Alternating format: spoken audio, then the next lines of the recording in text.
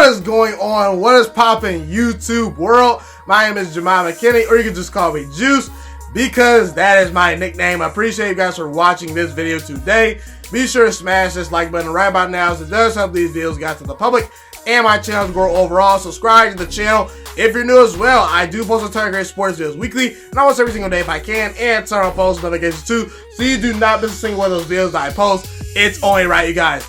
Seattle Seahawks fans, let's have a chat. Now, roughly from, I would say, week 4 until right about now, I've been on the Seattle Seahawks Super Bowl train. I haven't said that Seattle's going to win the Super Bowl, but I felt they're one of the 5, 6, 7 teams that I can see winning the Super Bowl this year. And I still think they're in that boat. However, I felt that Seattle was near the top of that list. However, as of right now, today, I've got to say, I'm out on Seattle as being a Super Bowl team. Just in my opinion, I don't think Seattle can win the Super Bowl as we speak today. I think they're in contention. If you want to call them a Super Bowl contender, I'm not going to be mad at you. But I cannot see a single scenario right now where Seattle can win the Super Bowl. And I do believe Seattle has some really good parts. And I just think the NFC is really stacked, because Seattle, they're gonna win either 11 or 12 games. And that's amazing, because if a 12 or 11 win Seattle Seahawks team led by Russell Wilson is literally, in my opinion, not a Super Bowl caliber team, not a team that I can see in a scenario winning the Super Bowl, that shows how good the NFC is. Now, I've been saying for a while, I believe Russell Wilson is the best quarterback in the NFL. You know, ever since 2017, he's led the league in touchdown passes. I'm not a big numbers guy, but I feel that number and statistics speaks volume to how great Russell Wilson has been the last 3 years. I still think quarterbacks like Aaron Rodgers are still really good. I do think Aaron Rodgers has lost a tad bit of his accuracy, a little bit of his athleticism, but again, still a really good quarterback. I do think Patrick Mahomes is really talented, but again, I don't think I'd take him over Russell Wilson. To me, he has not built up enough of a resume for me to say that. I think Drew Brees and Tom Brady are still very good, but again, I think Tom Brady at 42 years old is limited. And I do think Drew Brees to some degree is a little bit limited at age 40 or either 41, whatever his age is. He's a 40-year-old quarterback, but again, I think he benefits a lot from the great offensive line and Michael Thomas. People forget, Teddy Bridgewater went 5-0 on that Saints team this year. The Saints are not Drew Brees dependent, okay? He doesn't have to do everything, okay? But he's still very good, okay?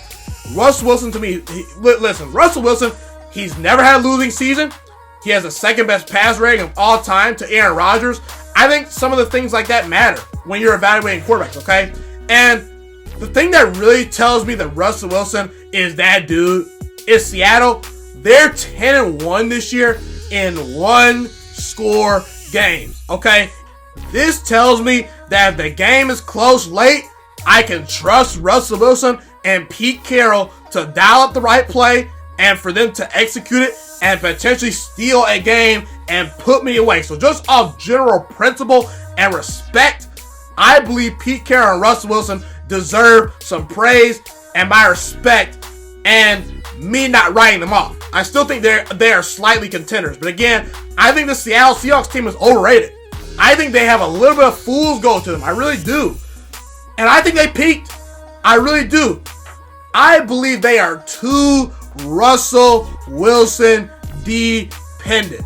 The reason why I say that is because, listen, we know their record in these one-score games. They're 10-1 in these one-score games. That's great.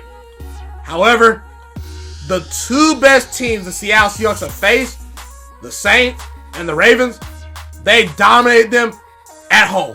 Okay, the Ravens, they beat them 30-6 at home. The game was not particularly close. It was close in spots, but Baltimore, their speed, their physicality, and their athleticism, it just outmanned Russell Wilson and the Seattle Seahawks. If Russell Wilson plays bad, they're going to lose to good teams by double digits at home. And that's what happened to the Seattle Seahawks that day. The New Orleans Saints, they came into Seattle with Teddy Bridgewater, not Drew Brees, Teddy Bridgewater. And I know the final score was 33-27, but at the beginning of the fourth quarter, that game was 27-7. Okay? You can't just look at box scores, guys. You have to actually watch these games. And Seattle, that game did not seem close for a very, very long time. The Rams are struggling. They're not going to make the playoffs. Jared Goff had one of his best games this season versus the Seattle Seahawks defense. This Seattle defense, I cannot fully trust them. I just can't. Statistically, they're not a great defense. The Cardinals game, that was embarrassing. You lose to Kyler Murray and the Cardinals at home. I like Kyler Murray a lot. I think Kyler Murray is going to be a stud once he gets a real team around him. But again, he's still a rookie. The Cardinals' offensive line is not great. Their defense isn't great. And they went to Seattle and shredded the Seattle Seahawks. They dominated them up front. And Brett Hundley was able to move the football on the Seattle Seahawks. You know, Kyler Murray didn't even play for half the game. And this Seattle Seahawks team, some of their wins, they beat the Bengals by 1 point, who are going to be picking number 1 overall in the draft. The Steelers have had turmoil at quarterback all year. They only beat them by 2 points. The Saints, we already talked about that game. The Cardinals, they got dominated by them. The Browns on the road, they only won that game by 4 points. The Buccaneers game at home, at one point the game was 21-7. That was not a great convincing win to me. The Vikings at home, that was a good quality win. But again, Kirk Cousins is not great in prime time, and Dalvin Cook did get hurt midway through the game. If Dalvin Cook plays in the fourth quarter, the Vikings might steal the game. The Rams, we just mentioned they lost to the Rams, not to mention they could have lost to them twice. If the Rams do not miss the game-winning field goal, they sweep the Seattle Seahawks potentially this year. And the Panthers, they let Kyle Allen climb back into that game. So again, at this time of year, I think health matters. Seattle, they're not a healthy football team. They just recently lost Chris Carson. They just recently lost CJ Prosise too. Both of those running backs are out for the season. Not to mention, Rashad Penny is already out for the year. So the top 3 running backs on their team are now out for the season. It has gotten to a point where they've had to go out and get Marshawn Lynch, a guy that's been out of football for almost a year, and Robert Turbin, who couldn't do anything on the Colts last year. And I think Robert Turbin and Marshawn Lynch are going to fit in nice with the Seahawks. They're familiar. They've been on the Super Bowl roster with Russell Wilson and Pete Carroll. I think they're good quality running backs. But again, we don't know how good they're going to be because they've not played football for so long. We think they're going to be good, but we don't know. Marshawn Lynch could be still a corpse. Robert Turbin could not turn out to be pretty well. DeJuan Brown is going to be out for the next couple weeks. That's very key because there's only so many more weeks left in the season, okay?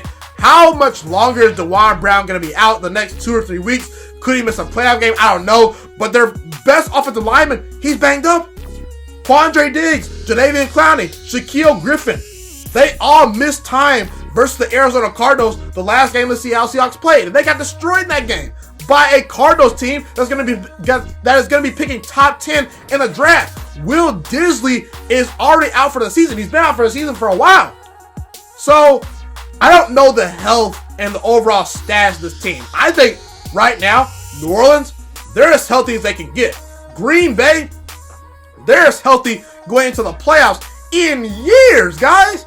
The 49ers, they're starting to get all their players back and healthy. The Cowboys, they're pretty healthy if they can find a way to get in. The Philadelphia Eagles, they're getting healthier as well.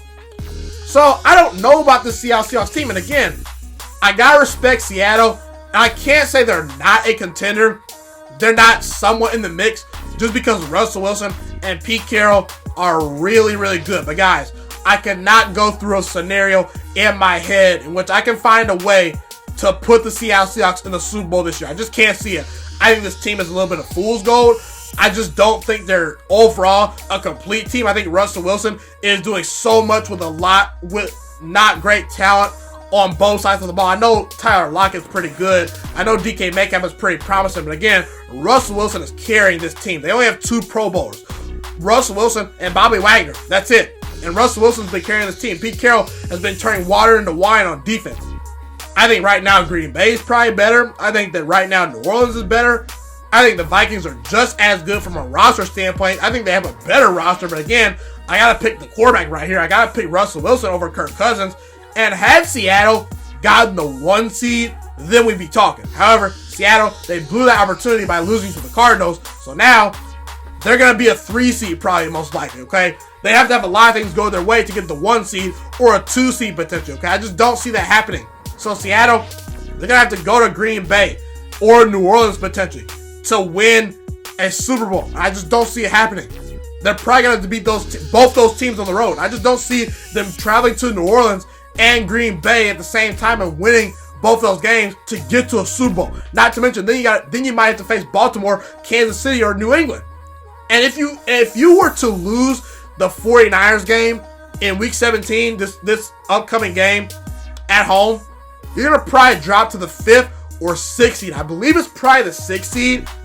And so then you got to face a team on the road in the playoffs in the first round. You potentially have to see, Philly or Dallas or I don't know what other team. I think, is it New Orleans or is it Seattle? I forget what other team it is. But again, bottom line, Seattle's either got to win 3 straight road games or go through Green Bay and New Orleans most likely get to the Super Bowl.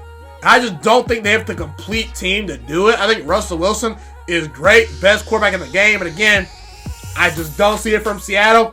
And I cannot see a scenario where the Seattle Seahawks win the Super Bowl. And to me, the Seattle Seahawks are overrated right now at this moment. They've peaked in my opinion. Be sure to comment where you agree with me and disagree with me. Love to hear what you guys have to say in the comment section.